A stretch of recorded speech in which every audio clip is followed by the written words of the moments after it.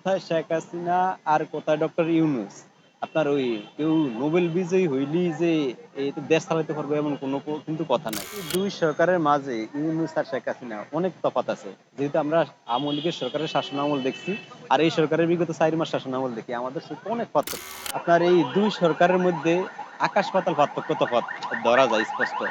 আপনার শেখ হাসিনার যে বলিষ্ঠ আর সাহসী নেতৃত্ব, এরকম নেতা তো খুব সহজে পাওয়াই যায় না। ঠিক আছে?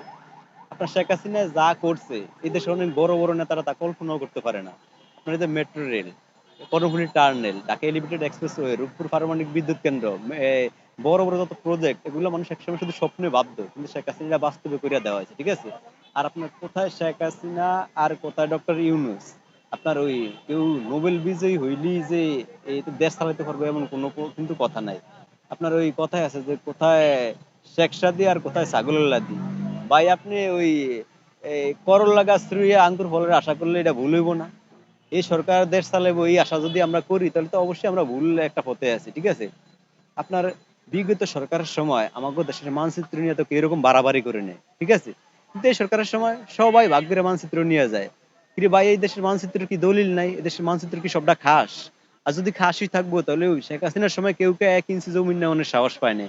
আরো তো সমুদ্র সীমা জয় করে বাংলাদেশের মানচিত্র আরো বড় করছে শেখ হাসিনা।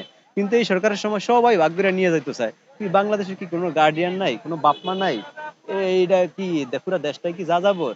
কারো চিটাগাং লাগে, কারো সেন্ট মার্টিন লাগে, মায়ানমার আরাকান আর্মির আবার উকিয়া লাগে। এরকম সবাই নিলে আমাকে বাংলাদেশের মানচিত্র থাকবো না। ঠিক আছে?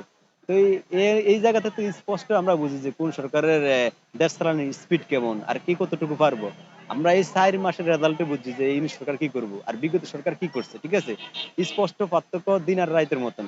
আর এই ২ সরকারের মাঝে ইউনূস আর শেখ হাসিনা অনেক তফাৎ আছে। যেহেতু আমরা আওয়ামী লীগের সরকারের শাসনামল দেখছি আর এই সরকারের বিগত ৪ মাস শাসনামল দেখি। আমাদের সাথে অনেক পার্থক্য। যেমন শেখ হাসিনার মতন স্ট্রং, পারফেক্ট এবং দূরদর্শী প্রধানমন্ত্রী পাওয়াটা আসলে কিন্তু খুব টাফ।